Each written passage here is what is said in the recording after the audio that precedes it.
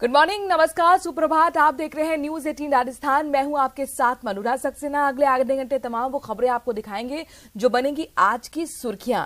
सबसे पहले बात करते हैं उस बिल को लेकर जिसमें लगातार सरकार और अधिकारी के बीच टकराव की स्थिति है और अब खबर ये आ रही है कि सरकार से वार्ता के लिए डॉक्टर्स आज आपस में चर्चा करेंगे। आरटीएच बिल को लेकर बड़ी खबर, चर्चा में सहमति बनने के बाद वार्ता में जा सकते हैं डॉक्टर्स। कल सीएम के निर्देश के बाद वार्ता का न्योता मिला था, लेकिन कल रात को वार्ता के लिए डॉक्टर्स नहीं पहुंचे। आरटीएच बिल को वापस लेने की मांग पर अड़े हुए हैं डॉक्टर्स, हड़ताल पर हैं, लगातार पैदल मार्च निकल रहा है, नारेबाजी हो रही है, बड़े स्तर पर प्रदर्शन हो रहा है और प्रदेश में ऐसे हाल है कि मेडिकल जो व्यवस्था है वो पूरी तरह से चरमरा गई है, क्योंकि सरकारी अस्पतालों पर पूरी तरह से बोझ, प्राइवेट डॉक्टर्स हड़ताल पर हैं और ऐसे में अब क्या यहाँ पर बीच का रास्ता निकाला जाए। सरकार ने खुद न्योता दिया डॉक्टर्स को, लेकिन कल डॉक्टर्स बातचीत करने के लिए नहीं पहुंचे और आज खबर है कि पहले एक बैठक होगी, डॉक्टर्स तय करेंगे कि जाना है नहीं जाना है और उसके बाद चर्चा में सहमति बनने के बाद वार्ता में डॉक्टर्स जा सकते हैं। इस बीच एक बड़ा अपडेट इस खबर से जुड़ा हुआ अपने दर्शकों को दे दें कि आरटीएच बिल के खिलाफ देशव्यापी आंदोलन जारी है। इंडियन मेडिकल एसोसिएशन ने घोषणा की है। क्या घोषणा की है जरा देखिए। देश भर में कल ब्लैक डे मनाया जाएगा। डॉक्टर्स काली पट्टी बांधकर विरोध जताएंगे, जिलाधिकारियों को ज्ञापन सौंपेंगे। सौरभ हमारे संवाददाता इस खबर पर ज्यादा जानकारी के साथ जुड़े हैं। सौरभ, एक तरफ ये चर्चा कि हो सकता है कि सरकार से बातचीत के लिए डॉक्टर्स जाएं, दूसरी तरफ आक्रोश भी लगातार जाहिर है इंडियन मेडिकल एसोसिएशन के साथ। तो अब घोषणा, ब्लैक डे मनाने की कल तैयारी।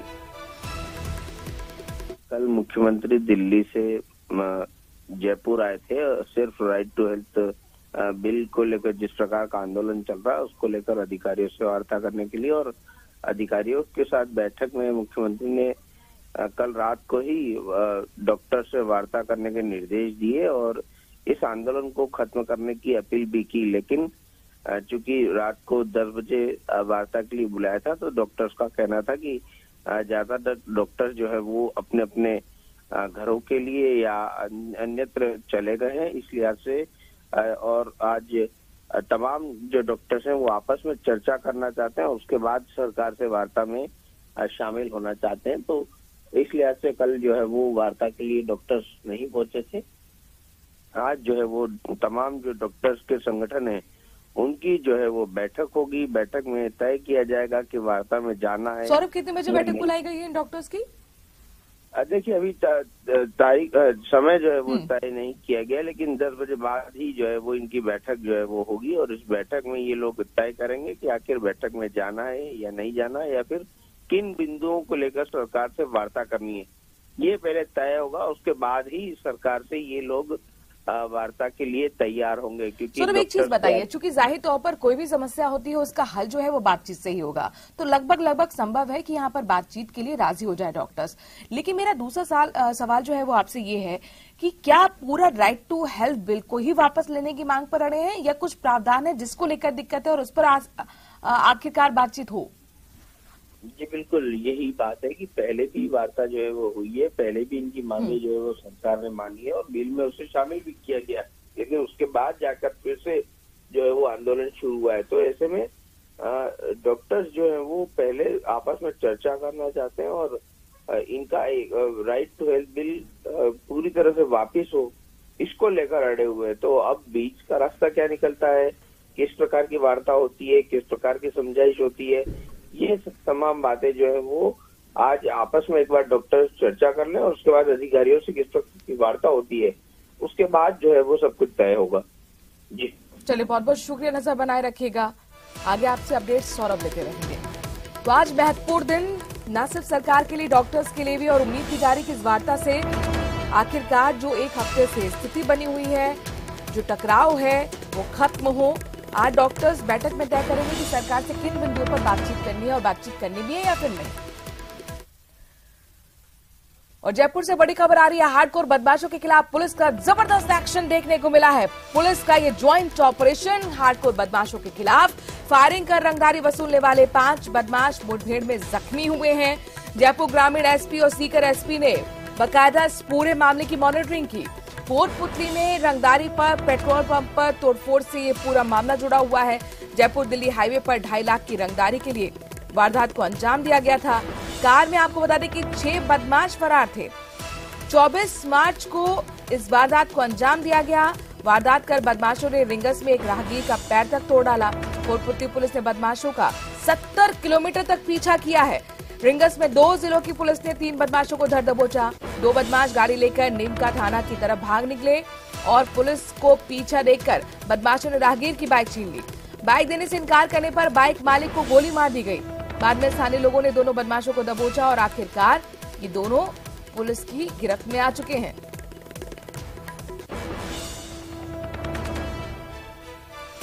तो हार्डकोर बदमाशों के खिलाफ पुलिस का ज्वाइंट ऑपरेशन देखने को मिला है और एक बड़ी सफलता बदमाशों के खिलाफ कही जा सकती है। आपको बता दें कि राजस्थान पुलिस जबरदस्त एक्शन में नजर आ रही है। कल जिस तरह से प्रतापगढ़ में आपने देखा मुठभेड़ हुई और एक बड़ी नशे के खिलाफ ये आंदोलन, एक बड़ी कार्रवाई, एक बड़ा एक्शन कहा जा रहा था और अब हार्डकोर बदमाशों के खिलाफ देखिए कितना बड़ा एक्शन हुआ है। फायरिंग कर रंगदारी वसूलने वाले 5 बदमाश मुठभेड़ में जख्मी हुए हैं। इन लोगों ने बाइक तक छीनने की कोशिश की थी, भागने की कोशिश की थी, लेकिन 70 किलोमीटर तक पुलिस ने पीछा किया। स्थानीय लोगों की मदद से आखिरकार ये बदमाश अब पुलिस की गिरफ्त में आए हैं।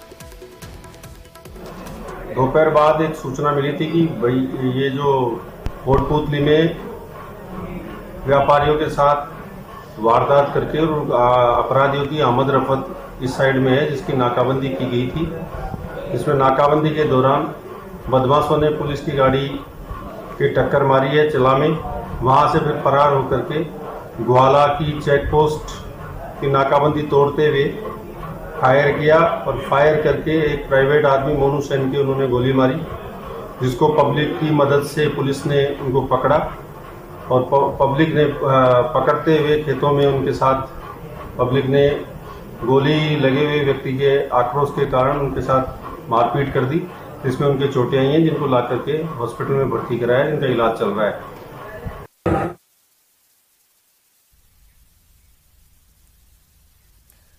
और देखिए ज्वाइंट ऑपरेशन जो पुलिस का हुआ है, इस पर हमारे साथ 2 संवाददाता जुड़ गए हैं। संदीप हुड्डा हमारे संवाददाता सीकर से जुड़ रहे हैं, विष्णु शर्मा हमारे संवाददाता जयपुर से जुड़ रहे हैं। सबसे पहले संदीप हुड्डा आपका रुख करेंगे। जाहिर तौर पर जिस तरीके से हमने कल देखा प्रतापगढ़ में एक बड़ा एक्शन नशे के खिलाफ पुलिस का देखने को मिला था, बड़ी मुठभेड़ हुई थी, 2 बदमाश गिरफ्तार हुए और कुछ इसी तर्ज पर हम देख रहे हैं कि यहां पर हार्डकोर बदमाशों के खिलाफ जबरदस्त एक्शन देखने को मिला है। यानी पूरी तरह से पुलिस अब कानून व्यवस्था को दुरुस्त करने के लिए एक्टिव नजर आ रही है। कितनी देरी मुठभेड़ हुई? जहाँ पे पहले फायरिंग की वारदात हुई, कोटपुतली जो इलाका है वो सीकर के नीमका थाना और पाटन जो इलाके हैं इनसे बिल्कुल सटा हुआ है। तो जब ये वारदात हुई उसके बाद ही ये एक सूचना सीकर पुलिस के पास आई थी कि जो बदमाश है उनका मूवमेंट सीकर की तरफ देखा गया है, नीमका थाना की तरफ ये लोग उधर जा सकते हैं और इसीलिए नीमका थाना पूरे इलाके में जो पुलिस ने नाकाबंदी की, घेराबंदी की गई। तो नीमका थाना में जैसे ही पुलिस ने इनकी गाड़ी को रुकवाने की कोशिश की तो इन्होंने जो पुलिस की गाड़ी की टक्कर मारी और उसके बाद ग्वाला जो चौकी है और चेक पोस्ट वहां पर पुलिस की पहले से बनी हुई थी, वहां फिर जब इनको रोकने की कोशिश की गई तो वहां पर भी फायरिंग की और वहां से भागते जब बाइक छीनने की कोशिश हुई उस दौरान जिस युवक को गोली मारी। तो बड़ी संख्या में एक पूरे मामले में जो देखा गया है कि ग्रामीणों ने काफी पुलिस की मदद की और बड़ी संख्या में जो ग्रामीण है वो इनके पीछे लग गए और इसी वजह से जो बदमाश है उनको खेतों में भागते हुए पकड़ा गया। पहले भी जितनी भी जो वारदातें बड़ी हुई हैं और जिनमें कहीं ना कहीं इस तरह के एक्शन पुलिस के देखने को मिले हैं, उनमें जो है वो जो ग्रामीण है उनकी सबसे ज्यादा मदद रही है। और पुलिस का भी कहना है कि इस तरह से लोग जब सहयोग करेंगे तो निश्चित रूप से इस तरह के जो बदमाश हैं उन पर प्रभावी कार्रवाई की जाएगी। और कल का जो ऑपरेशन चला है वो जयपुर, ग्रामीण, सीकर और जो दोनों जिलों की जो पुलिस का ज्वाइंट ऑपरेशन था, इसमें जो है ये पूरी सफलता मिली है। जी कल जिस तरह से आपने बताया कि यहाँ पर बाकायदा तो तमाम बड़े पुलिस अधिकारी हैं वो जयपुर से इन जो भी बड़े एक्शन हो रहे हैं उस पर बाकायदा मॉनिटरिंग कर रहे हैं। जयपुर ग्रामीण एसपी, सीकर एसपी ने भी पूरे मामले की मॉनिटरिंग की है। तो ये समझा जा सकता है कि पुलिस किस तरह से एक्शन में हार्डकोर बदमाशों के खिलाफ आ चुकी है। पहले से इनपुट था ये तो समझ में आ सकता है, लेकिन क्या ये जितने भी बदमाश यानी कि 5 बदमाश पकड़े गए हैं रंगदारी के मामले में सभी आरोपियों की गिरफ्तारी हो चुकी है या भी इनके सदस्य फरार हैं? देखिए बिल्कुल ये 5 5 जो बदमाश हैं वो पकड़े गए हैं, लेकिन सीकर में रंगे हाथों जो 2 को पकड़ा गया था। और उसके बाद क्योंकि पूरा मामला जयपुर ग्रामीण से जुड़ा हुआ था, पहली वारदात वहां हुई थी, तो उसको देखते हुए अब जो पूरे मामले की जांच है वो जयपुर ग्रामीण की पुलिस कर रही है। जी विष्णु, क्या रंगदारी का सिर्फ 2.5 लाख का ही पूरा ही मामला है या इससे पहले भी रंगदारी के मामलों में ये बदमाश इन्वॉल्व रहे हैं? क्या है इनकी हिस्ट्री? जयपुर ग्रामीण पुलिस के साथ जो जिन 5 बदमाशों की मुठभेड़ हुई, ये 5 हार्डकोर बदमाश है, जिनमें पल्लू जो है वो बांसुरो इलाके का रहने वाला है। उसके अलावा एक बदमाश जो है शिवम, वो हरियाणा का रहने वाला है। तो एक पूरा एक संगठित गैंग है जो रंगदारी की वारदातें करते हैं। और इसीलिए 24 मार्च की रात को 3 बजे इन्होंने इन 6 बदमाशों ने बलेनो कार में सवार होकर के लोग कोटपुतली इलाके में गए, जहां सरुंड इलाके में एक पेट्रोल पंप मालिक से 2.5 लाख रुपए की रंगदारी वसूल करने के लिए बदमाशों ने रात को 3 बजे जम के तोड़फोड़ की, वहां पे कर्मचारी का सिर फोड़ा और बदमाश वहां से भाग निकले। जिसकी सूचना मिलने के बाद कोटपुतली थाना प्रभारी सवाई सिंह, उसके अलावा एडिशनल एसपी विद्या प्रकाश चौधरी, इनकी टीम ने वहां बदमाशों का पीछा करना शुरू किया। करीब 17 किलोमीटर पीछा करते हुए ये जो पुलिस की टीम थी बदमाशों के पीछे सीकर जिले में पहुंची और वहीं पर सीकर एसपी करण शर्मा के को सूचना दी गई। जिसके बाद सीकर पुलिस भी जयपुर ग्रामीण की पुलिस के साथ एक्टिव हो गई और आखिरकार सीकर जिले में पहले रिंगस में बदमाशों की पुलिस के साथ मुठभेड़ हुई, जहां पुलिस की टीम ने 2 बदमाशों को घेर लिया और उसके बाद में जो 2-3 जो बदमाश थे वो रिंगस से भागते हुए नीमका थाना तक पहुंचे, जहां पे बल्लू और उसके साथी नितेश ने एक राहगीर जो बाइक चालक था उसके गोली मारी, उसकी बाइक छीनने का प्रयास किया और जब बाइक नहीं दी तो उसकी गोली मार के वहां से भाग निकले। लेकिन पुलिस ने अपना पीछे जारी रखा और आखिरकार नितेश और बल्लू को भी पुलिस ने धर दबोचा और इस तरह से बड़ी सफलता पुलिस की कही जा सकती है। संदीप, आपसे जानना चाहेंगे, चूंकि ये हार्डकोर बदमाश है और एक बड़े गैंग से ताल्लुक रखते हैं, पूछताछ में अब तक क्या निकल कर सामने आया? क्योंकि जाहिर तौर पर अब पुलिस की कोशिश होगी कि इनके गैंग के सभी सदस्यों तक पहुंचा जाए इनके जरिए। पहले से भी मान रही है कि जो शेखावाटी जो इलाका है और खासतौर पर सीकर के साथ साथ अब तो जो जयपुर ग्रामीण का जो इलाका है, इसमें काफी समय से जो गैंग्स हैं वो सक्रिय है और ये जो बदमाश है वो कहीं ना कहीं अलग अलग गैंग बना करके काम कर रहे हैं। और रंगदारी मांगने वाले बदमाश तो निश्चित रूप से ये माना ही जा सकता है कि कहीं ना कहीं किसी न किसी गैंग से जुड़े हो। तो इसको लेकर के जो पुलिस की टीम है वो पूछताछ करेगी और जो भी इसमें जांच में सामने आए, क्योंकि अब जयपुर पुलिस पूरे मामले की जांच कर रही है, तो सीकर पुलिस का तो ये कहना है कि जो क्योंकि वारदात शुरुआत में वहां से हुई थी तो बदमाशों को जो है जयपुर पुलिस ही जो आगे का जो है वो इंट्रोगेशन करेगी। जी जाहिर तौर पर विष्णु, चूंकि ये जो गैंग है ये कहाँ एक्टिव था, इस बारे में भी बताइए। बहुत ज्यादा एक्टिव थी, हरियाणा से लेकर के जयपुर ग्रामीण, उसके अलावा जयपुर ग्रामीण के अलावा अलवर जिला और सीकर जिले में ये गैंग एक्टिव थी। ऐसे में जो 3 बदमाश हैं उन्हें इस वक्त जयपुर ग्रामीण की कोटपुतली थाना पुलिस गिरफ्तार करके और इस वक्त पूछताछ कर रही है। और वहीं पर 2 बदमाश इस समय सीकर पुलिस की गिरफ्त में, चूंकि दोनों बदमाशों ने जयपुर से वारदात करने के बाद जब ये भागे थे तो इन्होंने नीमका थाना में एक राहगीर को, एक बाइक चालक को गोली मारी थी।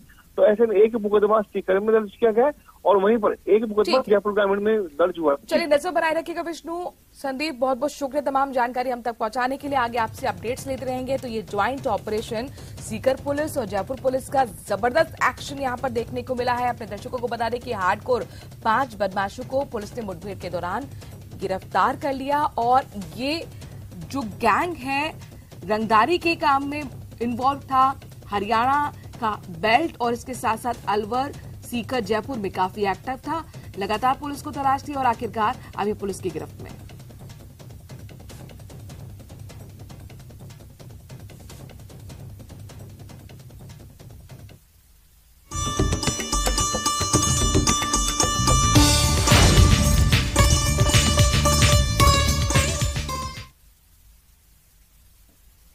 बाईस मार्च से चैत्र नवरात्र के पावन पर्व की शुरुआत हो गई है। पूरे देश में नवरात्र की जबरदस्त धूम है। पावन पर्व धूमधाम से मनाया जा रहा है।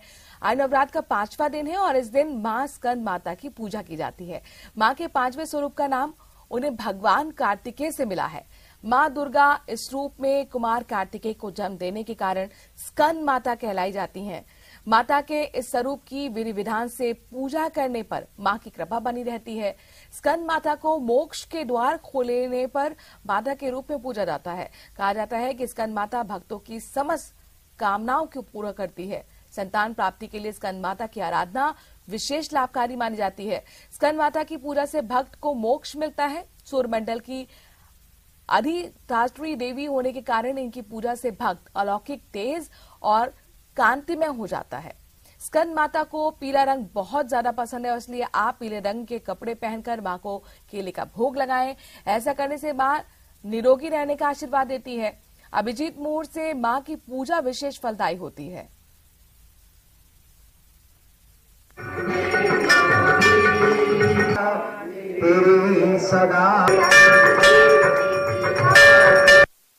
आई एम डॉक्टर महिमा, एस्ट्रोलॉजर एंड वास्तु कंसल्टेंट। आप सभी को नवरात्रि की बहुत बहुत बधाई। नवरात्रि का 5वां दिवस अर्थात जो पंचम दिवस का नवरात्रि होता है वो माँ स्कंद माता को समर्पित है। अगर आपको लगता है कि आपके जीवन में किसी भी तरह से संतान को लेकर समस्या है तो आपको माँ स्कंद माता की पूजा करनी चाहिए। अगर किसी भी पति पत्नी या किसी भी जोड़े को संतान नहीं हो रही है और वो संतान अच्छी संतान प्राप्त करना चाहते हैं तो उन्हें जोड़े सहित अर्थात पति पत्नी दोनों को स्कंद माता की पूजा करनी चाहिए। माँ स्कंद माता गुरु ग्रह अर्थात बृहस्पति को गवर्न करती हैं। इनको येलो रंग बहुत पसंद है। माँ स्कंद माता को पीले रंग के फूल अर्पित करने चाहिए। अगर पॉसिबल हो तो उन्हें पीला गुलाब या पीले कनेर के फूल अर्पित करें। साथ ही साथ माता को केले अति प्रिय हैं, अर्थात इस दिन अवश्य ही इन्हें केले का भोग लगाना चाहिए। केले के साथ साथ उन्हें सूखे मेवे का भी भोग लगाना चाहिए। माँ स्कंद माता आपके जीवन में ज्ञान की वृद्धि करती हैं और आपको उत्तम संतान प्रदान करती हैं।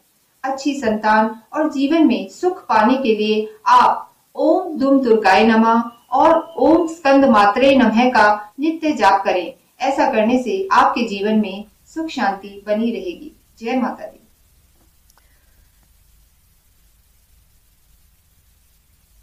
तो मंदिर के दर्शन कराने के लिए हमारे साथ दो संवाददाता जुड़ गए हैं। अशोक शर्मा श्री गंगानगर से जुड़ रहे हैं, राहुल कौशिक भिलवाड़ा से जुड़ रहे हैं। अशोक, सबसे पहले आप तुझसे जानना चाहेंगे, चूंकि जाहिर तौर पर चैत्र नवरात्र का 5वां दिन है, स्कंद माता की पूजा अर्चना हो रही है, सुबह से जाहिर तौर पर भक्तों का तांता भी लगा होगा। जरा नजारा दिखाइए, किस तरह से आस्था का सैलाब और कौन से मंदिर से हैं खड़े हुए, आप कहां से रिपोर्टिंग कर रहे हैं, ये भी जानकारी दीजिए।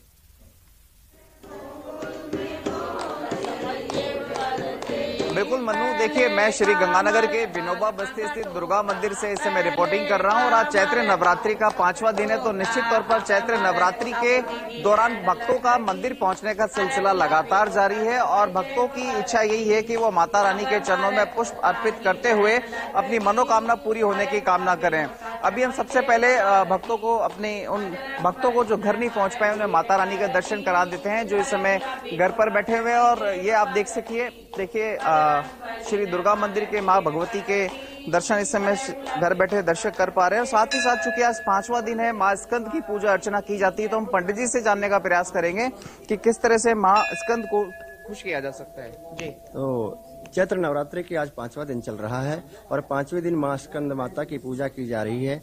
इन्हें षडानंद कार्तिकेय भगवान की माता भी कहा जाता है और इन्हें जो है चुन्नी नारियल भोग प्रसाद चढ़ा के प्रसन्न करते हैं और भोग में इन्हें केला अत्यंत प्रिय है।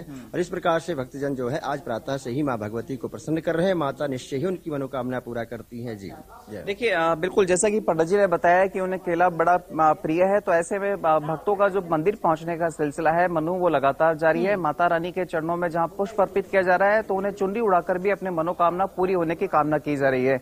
दूसरी ओर यदि हम बात करें तो देखिए अलसुबह से ही इन महिला श्रद्धालुओं के द्वारा माता रानी के साथ साथ सभी भजनों को गाया जा रहा है ताकि माता रानी को खुश किया जा सके और अपनी मनोकामना पूरी होने की कामना भी की जा सके। बिल्कुल, और कुछ महिला श्रद्धालुओं से भी बात करना चाहेंगे। छंद और लगातार भजनों का सिलसिला सुबह से ही जारी है। तमाम महिलाएं पहुंची हुई हैं, भक्तगण पहुंच रहे हैं। राहुल कौशिक का भी हम रुख कर लेते हैं, भिलवाड़ा से जुड़े हुए हैं।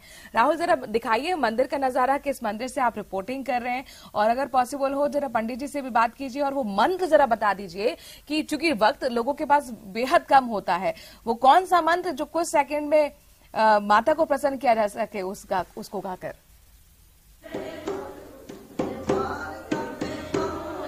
जी, हम खड़े हैं संतोषी माता मंदिर में जो कि पुलिस लाइन में स्थित है। ये मंदिर की खासियत यह है कि इस मंदिर की जो पूजा पाठ की जाती है, जो ये मंदिर के रख रखाव किया जाता है, पुलिस विभाग द्वारा किया जाता है। पुलिस विभाग की इस मंदिर में एक अटूट आस्था है। हम दर्शन करवा रहे हैं उस मंदिर के जिसकी रख रखाव पुलिसकर्मी द्वारा किया जाता है। यहाँ पे जो भी पूजा पाठ होती है पुलिस के अधिकारियों द्वारा होती है, पुलिस के कर्मियों द्वारा होती है। और रही मंत्र की बात, तो नवरात्रि का समय है, जय माता दी कहने से ही कहीं ना कहीं माता की कृपा मिल जाती है। हमारे साथ हेड कांस्टेबल जमना लाल जी है जो यहाँ पे पूजा अर्चना करते हैं। आइए इनसे बात करते हैं, क्या इतिहास है इस मंदिर का, आप कब से पूजा कर रहे हैं? जय हिंद, वंदे मातरम। हम करीब 8-9 साल से यहाँ पूजा कर रहे हैं। मातेश्वरी का मंदिर सन 1960 से 65 के आसपास निर्माण हुआ, पुलिस विभाग के द्वारा निर्माण हुआ है। इस मंदिर के अध्यक्ष श्रीमान पुलिस अधीक्षक महोदय भीलवाड़ा है, उनकी देखरेख में ही संपूर्ण व्यवस्थाएं चालू होती है। यहाँ सुरक्षा, सेवा, संपूर्ण पूजा पाठ का प्रोग्राम चलता है। यहाँ नित्य दोनों समय सुबह और शाम को आरती का प्रोग्राम होता है। यहाँ विभिन्न महोत्सव मनाए जाते हैं, जैसे नवरात्रि महोत्सव, श्री कृष्ण जन्म महोत्सव, अन्नकूट महोत्सव आदि। यहाँ विभिन्न तरह के भक्त आते हैं मातेश्वरी के, जिनकी श्रद्धा और पूजा पाठ के साथ उनका पूर्ण ध्यान रखा जाता है।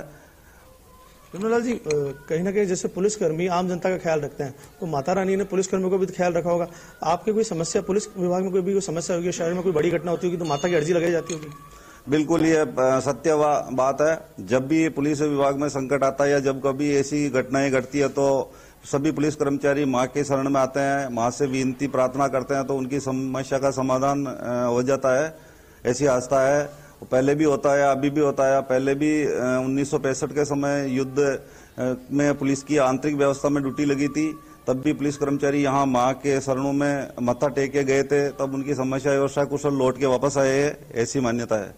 कहीं ना कहीं एक चमत्कारी मंदिर है यहाँ पे, जहाँ पे पुलिसकर्मियों की आस्था है, शहर वासियों की आस्था है। शहर में जब भी संकट आया है तो माता की शरण में पुलिसकर्मी पहुंचे। मैं आपको दिखाना चाहूंगा कि यहाँ पे कुछ महिलाएं बैठी हुई है, लगातार सुबह से भजन कर रही है, माता को प्रसन्न किया जा रहा है यहाँ पे, और भजन लगातार चल रहे हैं यहाँ पे। और भजनों का रुकने का नाम नहीं है, क्योंकि माता को मोहना चाहते हैं, अपनी इच्छा पूर्ण करना चाहते हैं। हमारे साथ कुछ भक्त भी आई है, इनसे बात करते हैं। कब से आ रहे हैं इस मंदिर में, क्या चमत्कार देखे आपने? सर, मेरे को यहाँ आते हुए करीब 50 साल से ऊपर हो गए, और मातेश्वरी सबकी इच्छा पूर्ण करती है, कोई भी हो। और माता जी ने आज दिन तक किसी भी भक्त को निराश नहीं किया। ये विशेषता माता जी की, यदि आप आस्था रखते हो मातेश्वरी में तो आपके सभी कार्य पूरे करती है मातेश्वरी। और मैं कंटिन्यू लगातार आता हूँ, रोज प्रातःकाल में माता जी के मंदिर में पूजा कर समाप्त होने के बाद जाता हूँ। यहाँ पर और भी है, शिव जी का मंदिर भी है, वहाँ पे सभी भक्तजन हम जल चढ़ाते हैं। यहाँ नवरात्रि स्थापना होती है, 9 ही दिन तक हवन चलता है, और नवरात्रि के समाप्ति पर तमाम बड़े रूप भक्तों में में आस्था का यहाँ पर जबरदस्त सैलाब देखने को मिल रहा है, और मंदिर में तांता लगा हुआ है। और जाहिर तौर पर ये संतोषी माता का मंदिर अपने आप में अद्भुत है, जो कि हमने पुलिस वालों को सिर्फ डंडा लिए हाथ में और या फिर पिस्टल लिए देखा है, लेकिन यहाँ पर आप आरती करते हुए पुलिस अधिकारियों को, तमाम पुलिस कर्मचारियों को देख सकते हैं। अशोक शर्मा भी हमारे संवाददाता श्री गंगानगर से जुड़े हुए हैं। अशोक, जरा अगर पॉसिबल हो श्रद्धालु से भी बात कीजिए, किन किन मनोकामना के साथ आज माता के दरबार में पहुंचे हुए हैं माथा टेकने के लिए?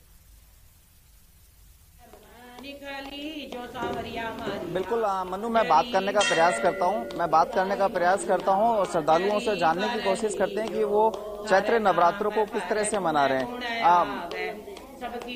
माता जी, आप बताएं कि इस बार चैत्र नवरात्रि आप मना रहे हैं तो कैसे मना रहे हैं? बहुत अच्छे मना रहे हैं। हम सुबह सुबह 5 बजे आते हैं, माता की सारी सेवा करते हैं, बहुत आनंद आता है। माता हमारी हर इच्छा पूरी करती है। हमें मंदिर में सारी शक्तियों के साथ भजन करते हैं, हमें बहुत आनंद आता है। माता जी, इस समय चूंकि आप खुद एक माता का स्वरूप हैं और इधर माता की पूजा अर्चना कर रहे हैं, तो किस तरह से अनुभूति होती है? बहुत ऐसे लगता है जैसे माता के बहुत बहुत शुक्रिया तमाम जानकारी हम तक पहुंचाने के लिए।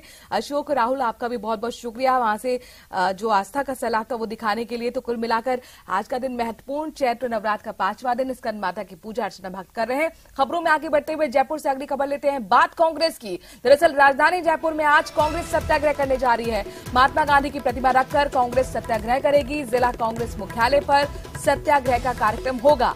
सुबह 10 बजे से लेकर शाम 5 बजे तक ये कार्यक्रम चलेगा। पीसीसी ने सभी जिला इकाई को पहले ही निर्देश दे दिए गए हैं। आपको बता दें कि राहुल गांधी की सदस्यता रद्द होने के बाद कांग्रेस में जबरदस्त आक्रोश है और आज एक बड़ा सत्याग्रह कांग्रेस कार्यकर्ताओं की तरफ से। और इसी खबर के साथ वक्त थोड़ी सी ब्रेक का है। देश और प्रदेश की बाकी खबरों के लिए बने रहिए न्यूज़ 18 राजस्थान के साथ।